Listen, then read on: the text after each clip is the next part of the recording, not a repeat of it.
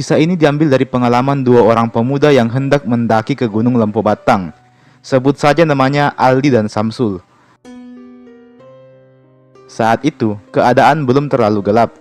Samsul dan Aldi sedang berada di dusun Lembang Bune, Kelurahan Cikoro, Kecamatan Tompo Bulu, Kabupaten Goa. Waktu telah menunjukkan pukul 7 malam. Suasana dingin mulai menyelimuti mereka berdua.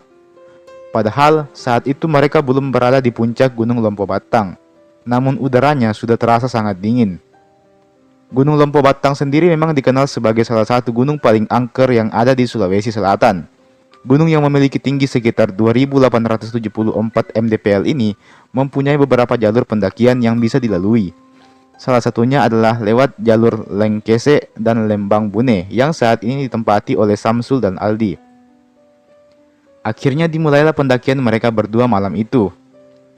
Bagi Samsul sendiri, mendaki di Gunung Lempo Batang ini adalah pengalaman pertama baginya.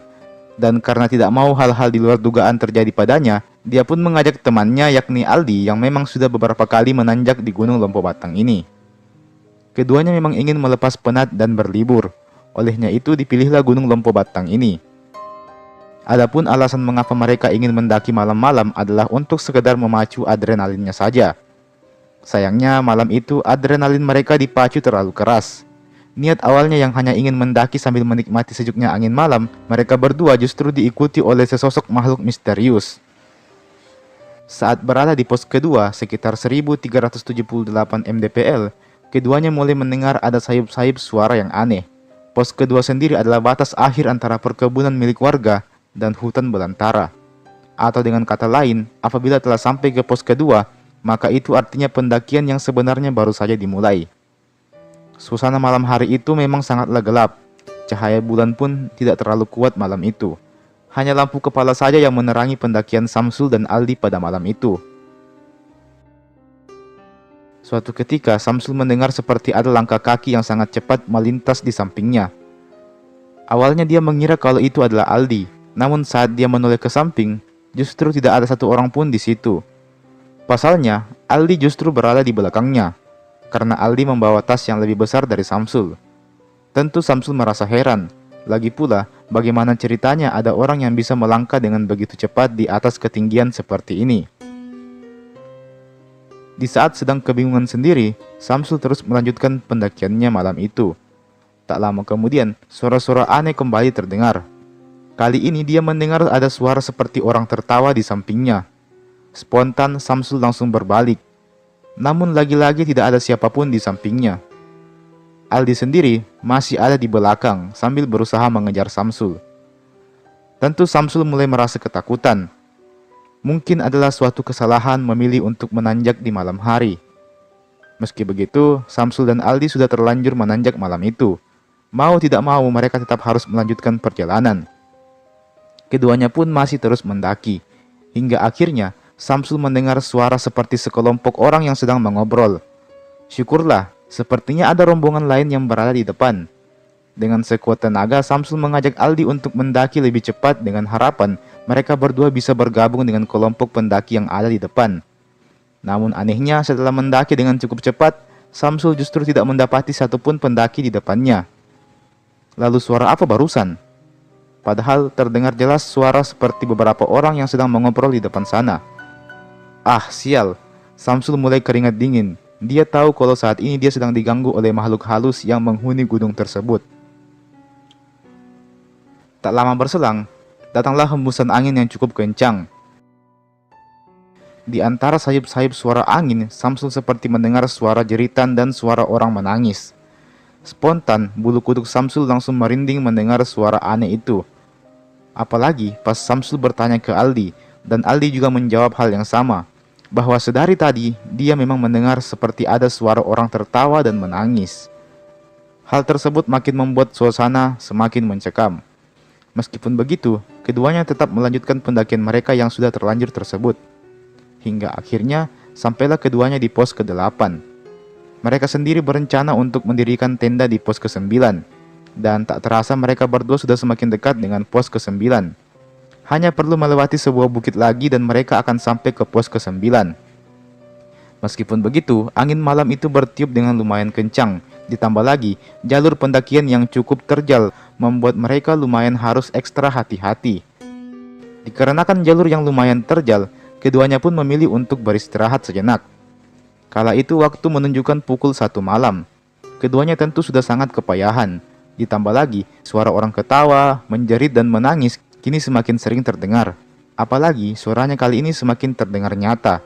Ngeri bercampur takut. Entah takut dengan jalur pendakian atau takut dengan sosok lain yang mengganggu mereka berdua sejak tadi. Alhasil keduanya pun memaksakan diri untuk melanjutkan perjalanan ke pos 9 yang sudah semakin dekat tentunya. Perlahan demi perlahan, selangkah demi selangkah, hingga akhirnya keduanya berhasil sampai ke pos 9. Segera keduanya mendirikan tenda, memasak makan malam, dan membuat kopi untuk sekedar menenangkan perasaan keduanya yang bercampur aduk antara takut dan cemas. Setelah selesai makan malam, keduanya pun tertidur pulas, dan suara-suara tersebut pun mulai menghilang bersamaan dengan lelapnya dua pemuda tadi tertidur. Keesokan harinya, keduanya pun melanjutkan perjalanan hingga berhasil sampai di puncak.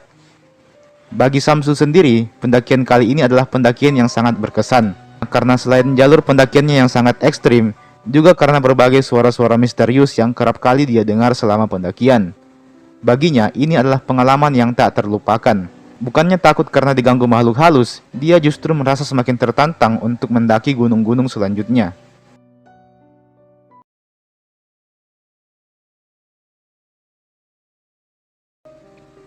Hampir semua gunung di Indonesia dikenal punya kisah mistis, mulai dari gunung yang terkenal hingga gunung yang tidak begitu dikenal.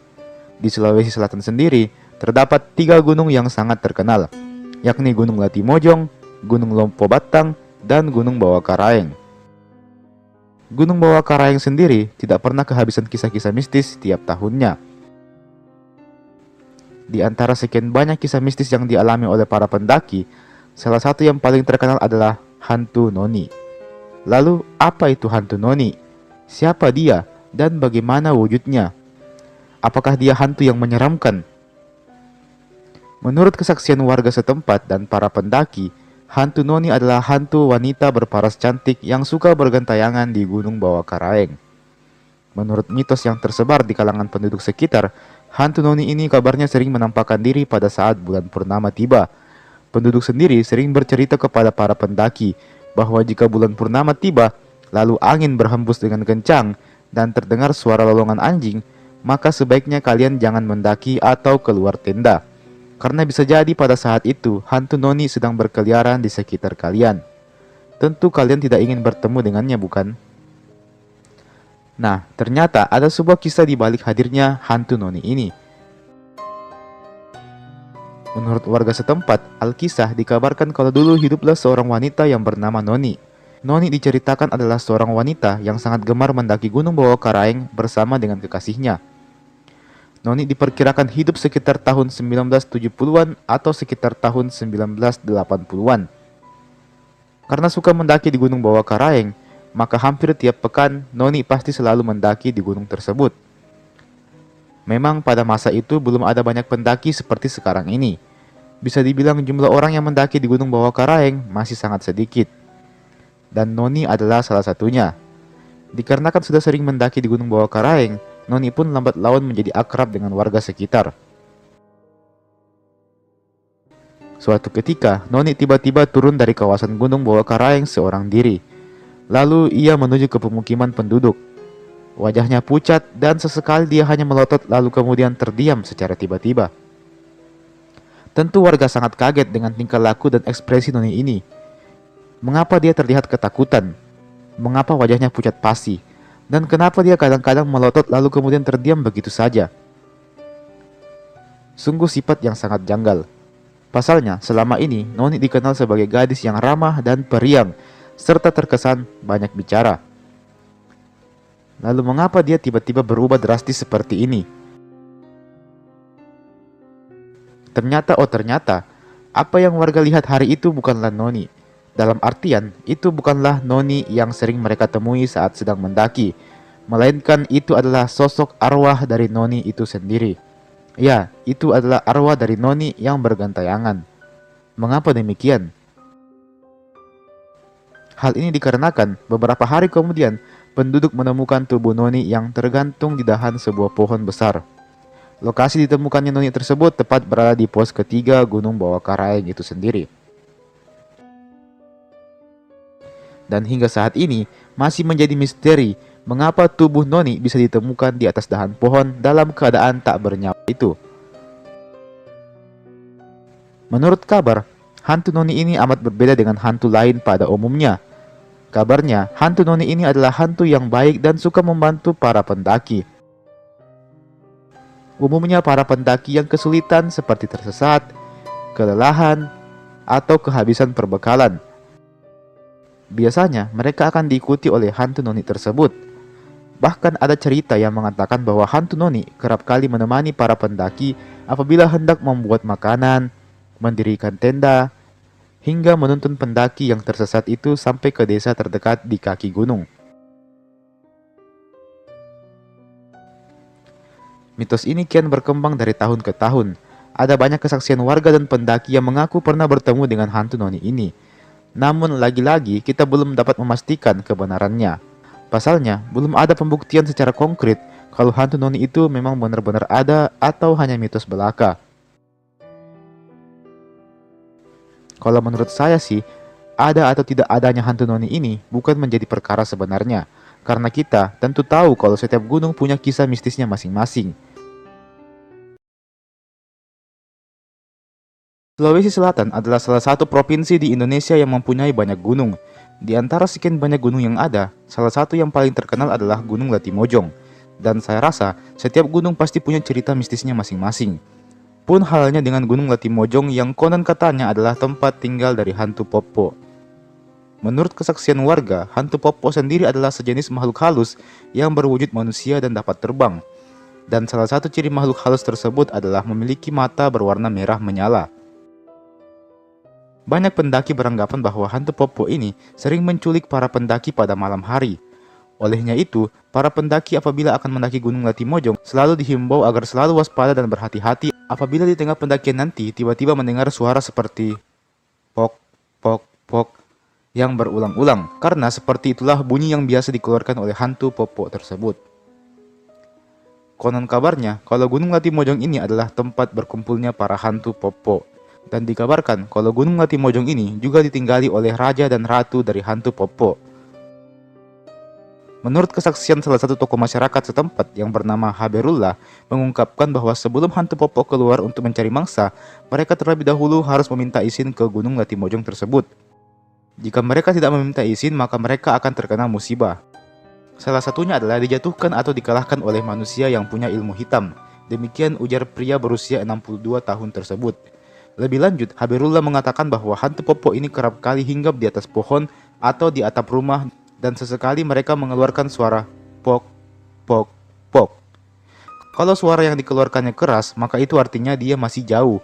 Dan kalau suaranya kecil, tandanya dia sudah dekat. Ia juga menambahkan bahwa hantu Popo ini apabila terbang pada malam hari, mereka biasanya mencari buah-buahan, ikan, dan beberapa hasil kebun milik warga. Sedangkan di siang hari mereka justru terlihat seperti manusia biasa pada umumnya. Demikian tanda Haberullah. Yang saya takutkan adalah kalau kita sedang menanjak di siang hari, kemudian berpapasan dengan seseorang di tengah jalan, bisa jadi orang itu bukanlah orang, melainkan hantu Popo yang menyerupai manusia. Sedangkan apabila malam harinya, bisa saja hantu itu berubah wujud dan mengincar kita yang berpapasan dengannya tadi pagi. Rada-rada menakutkan juga sih. Meskipun begitu, saya rasa inilah yang justru membuat pendakian gunung itu menjadi semakin menarik. Setiap gunung pasti punya cerita angkernya tersendiri. Beberapa ada yang benar-benar terjadi dan beberapa lagi hanyalah sebuah mitos belaka.